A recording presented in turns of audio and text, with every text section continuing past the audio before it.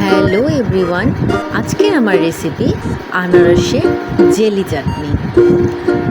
দেখো, আনারসের জেলি চাটনিটা তৈরি করতে আমি আনারস নিয়ে নিয়েছি, সেটাকে টুকরো টুকরো করে কেটে নিয়েছি ভালো করে।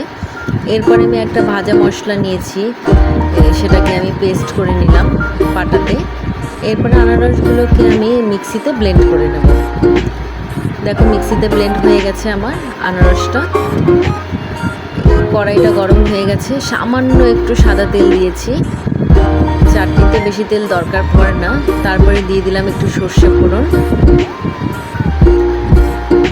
সর্ষে ফোড়নটা হয়ে গেলে তারপরে সামান্য হলুদ দিয়ে দিচ্ছি। এখানে তোমরা হলুদটা ব্যবহার নাও করতে পারো, আমি একটু রং আসার জন্য দিয়েছি। তারপর দিয়ে দিলাম সামান্য নুন এবং আনারসের পেস্টটা দিয়ে দিলাম। দিয়ে দেখো ফুটে উঠেছে।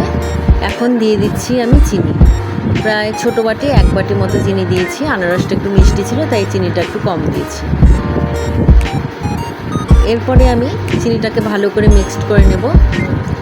চিনিটা গলে গেলে আমি সেখানে দিয়ে দিচ্ছি কাজু কিশমিশ ভিজিয়ে রেখেছিলাম, সেটা দিয়ে দেব। দেখো আমার ফুটে উঠেছে, চিনিটাও গলে গেছে। এরপরে দিয়ে দিচ্ছি সামান্য লেবুর রস। লেবুটার রস দিতে গিয়ে লেবুটা পড়ে গিয়েছিল, সেটাকে আমি তুলে নিয়েছি, নাহলে তেতো হয়ে যেত। দেখো হয়ে গেছে আমার জেলি চাটনিটা। এরপরে আমি যে মশলাটা ভেজে রেখেছিলাম সেটা গুঁড়ো করে আমি দিয়ে দিলাম। এখানে আমি ব্যবহার করেছি গোটা জিরে, গোটা ধনে, গোটা মৌরি, মেথি, একটু কালো জিরে, সর্ষে, শুকনো লঙ্কা অর্ধেক দিয়ে ভেজে বেটে নিয়েছি। দেখো তৈরি হয়ে গেছে আমার আনারসের জেলি চাটনি। দেখতেও খুব সুন্দর হয়েছে। আর হ্যাঁ, সবাই মনে করো যে আমি এই ছবিগুলো গুগল থেকে নিই, কিন্তু না, এটা আমার ফোন থেকেই তোলা। তো এই রেসিপিটি যদি তোমাদের ভালো লেগে থাকে অবশ্যই লাইক, কমেন্ট অ্যান্ড শেয়ার করো। আর ভালো লাগলে থ্যাংক ইউ।